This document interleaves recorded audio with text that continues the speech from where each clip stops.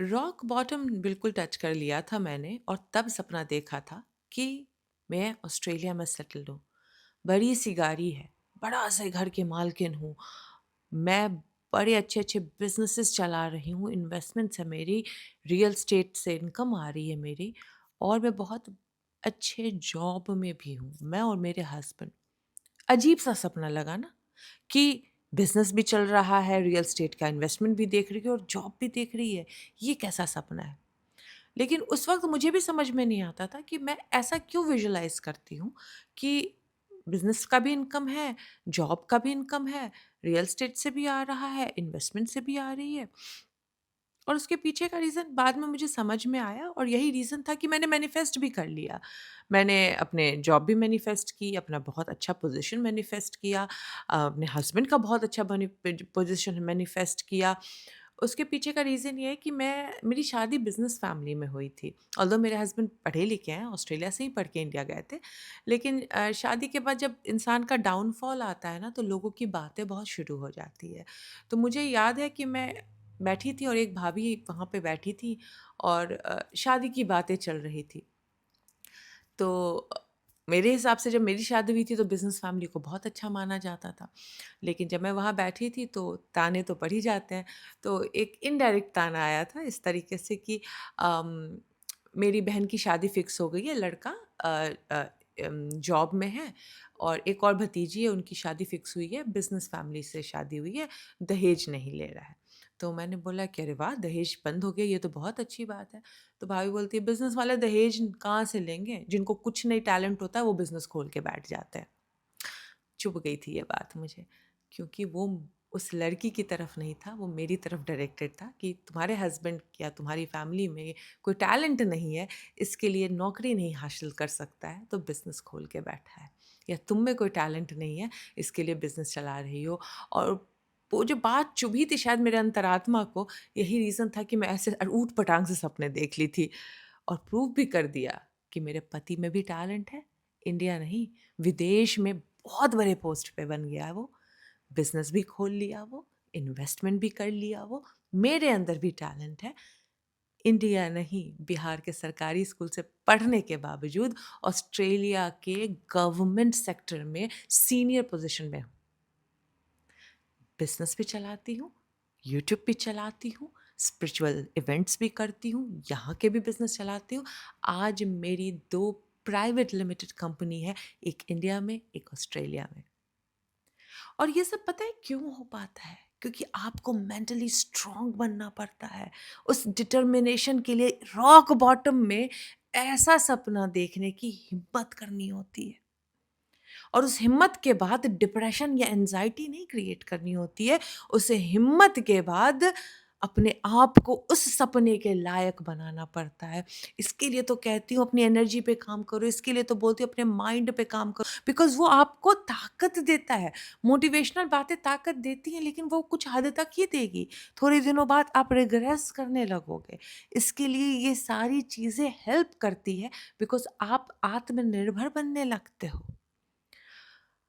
जब सब कुछ अचीव कर लिया, आज मेरे पास बहुत बड़ी से घर में रहती हूँ, बहुत अच्छी लोकेलिटी में रहती हूँ, बहुत अच्छी मेरे पास मर्सिडीज़ गाड़ी है, बहुत अच्छे मेरी इन्वेस्टमेंट इनकम है, बहुत अच्छा बिज़नेस चल रहा है, बहुत अच्छे मेरे हस्बैंड जॉब में है, मैं अपने जॉब में मतलब जो देखा था, जैसा भी ऊट-पटांग था उस वक़्त लग रहा था, वो सब कुछ अचीव कर लिया मैंने। फिर मैं पॉज़ ले ली। मुझे लगा अब क्या ही लूँ ना, सब कुछ पा लिया। लेकिन क्या कहते हैं ना कि इंसान अगर सपने देखने बंद कर दे ना तो जीवन का अर्थ ख़त्म हो जाता है। तो थोड़े दिन तो सर्व में आई, यहाँ पे भी बहुत कम्युनिटी को सर्व किया। बहुत मज़ा आया सर्व करने में। लेकिन सपने इंसान को हमेशा मोटिवेशन देते हैं कुछ नया करने की, इस वर्ल्ड में नया कंट्रीब्यूशन देने की। तो फिर एक नया सपना देखा। जब नया सपना देखा तो आप लोगों के साथ शेयर किया। जब मैं प्रोसेस शुरू कर दी, ब्रेक द में चैलेंज करने लग गई, पैराडाइम शिफ्ट करने लग गई। अपने ऑब्वियसली चक्रा तो प्रैक्टिस करती ही थी, सिल्वा अल्ट्रा माइंड में भी अल्फा लेवल में डिप करती ही थी, लेकिन मैंने सोचा कि क्यों ना इस बार फिर से नए सिरे से करते हैं, एज़ इफ कि मैं कुछ भी नहीं कर रही हूँ और फिर से शुरू करती हूँ। तो समय ज़्यादा लग रहा था, लेकिन होता है ना कि हर इश्यू के साथ एक उपलब्धि निकल आती है। तो इस बार मैंने सोचा कि समय कम है, तो क्यों ना दोनों को मिक्स करके एक एक्सपेरिमेंट करके देखती हूँ। और मैंने इस बार चक्रा और सिल्वा को मिक्स करके प्रैक्टिस की। मैंने सोचा जब अच्छा काम आएगा ना तो ही शेयर करूँगी आप लोगों के साथ, और ज़बरदस्त काम कर रहा है। लिटरली मैं अभी बैकग्राउंड में मतलब परसों ही एक बहुत अच्छी न्यूज़ आई है, आई विल शेयर, जब बहुत कॉन्क्रीट हो जाएगा ना तो शेयर करूँगी आप लोगों के साथ। लेकिन मतलब ज़बरदस्त काम हो रहा है, जो जितना बड़ा सपना देखा है उसकी नींव पड़ चुकी है। अब नींव पड़ने के बाद जो ईंटें रखा रहे हैं ना, वो देख-देख के मज़ा आ रहा है। और जो सिल्वर अल्ट्रामाइंड को मैंने चक्रा के साथ मिक्स करके अब यूज़ करना शुरू किया है। एक्चुअली समय भी कम लग रहा है और बस ज़बरदस्त इफ़ेक्ट दे रहा है, because now I am not just reprogramming my mind, I am actually reprogramming my energy centres also in this. इसलिए आपको बोल रही हूँ कि इस बार जो संडे को सिल्वर अल्ट्रामाइंड आप लोग आने वाले हैं, अगर आप चक्रा प्रैक्टिशनर हैं तो मैं आपको टिप ज़रूर दूँगी कि किस तरीके से चक्रा को इंटीग्रेट करेंगे आप सिल्वा में। क्योंकि कुछ लोग पूछ रहे थे कि क्या है सिल्वा अल्ट्रामाइंड? ये एक ऐसा सिस्टम है जिसमें आपको 1 महीने की ट्रेनिंग के बाद आप अल्फा थिंकर बन जाते हो। आप अपने आप अल्फा वेवलेंथ प्रोड्यूस करने लगते हो और फिर आपके लिए विजुअलाइज़ेशन, एफ़र्मेशन बहुत जल्दी काम करता है, क्योंकि ये साइंटिफिकली प्रूवन हो गया है कि जो अल्फ़ा लेवल में डिप करके सोचते हैं, उन वो बहुत ज़्यादा, वो कहते हैं हैप्पी गो लकी सिंड्रोम हो जाता है उनका, बिकॉज़ उनके लिए कोई भी चीज़ अचीव करना बहुत आसान होता है। अगर लॉजिकल वे में बोले तो जो अल्फ़ा थिंकर होते हैं, वो अचीवर्स होते हैं, हाई अचीवर्स। और अगर मैजिकल वे में बोले तो जो अल्फ़ा थिंकर होते हैं, उनके लिए कुछ भी अट्रैक्ट करना बहुत आसान होता है, बिकॉज़ वो अल्फ़ा में डिप करके जो भी सोचते हैं, विजुअलाइज़ करते हैं, अफ़र्म करते हैं, वो रियलिटी में बदल जाता है। उनकी इंट्यूशन सही होती है, उनके इन्वेस्टमेंट सही होते हैं, वो देखते हैं कि वो ज़्यादा से ज़्यादा सही डिसीज़न ले रहे हैं। दूसरा बेनिफिट क्या होता है कि जब आप अल्फ़ा में डिप करते हो तो बॉडी अपने आप ट्रिगर कर देती है हीलिंग। आप देखोगे आपका स्ट्रेस और एंग्ज़ायटी लेवल अपने आप कम होने लग गया है, और यही सब तो चाहिए होता है। जब आप हिम्मत करते हो नया सपना देखने की, उस सपने तक पहुँचने के लिए आपको एक हाई अचीवर बनना पड़ता है।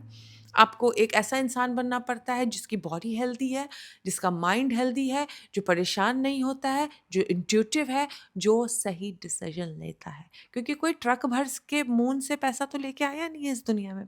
यहीं पे रह के अपना दिमाग यूज़ करके कमाया है। तो यहीं पे रह के अपना दिमाग यूज़ करने की जो क्षमता है, वो देता है सिल्वा अल्ट्रामाइंड, जो मैं आज इस बार आपके साथ संडे को शेयर करने वाली हूँ। पूरा मेथड शेयर करने वाली हूँ। इस बार थोड़ा आपको टिप्स भी दूँगी कि उसको ईज़िली कैसे कर सकते हैं। साथ ब साथ अगर आप चक्रा प्रैक्टिशनर हैं, तो दोनों को इंटीग्रेट करके अल्फ़ा लेवल में अपने चक्रास को कैसे खोल सकते हैं, वो भी बताऊँगी। तो जॉइन करना है अगर आपको, तो मेरे वेबसाइट पे जाइए www.revti.com.au पे और अपनी बुकिंग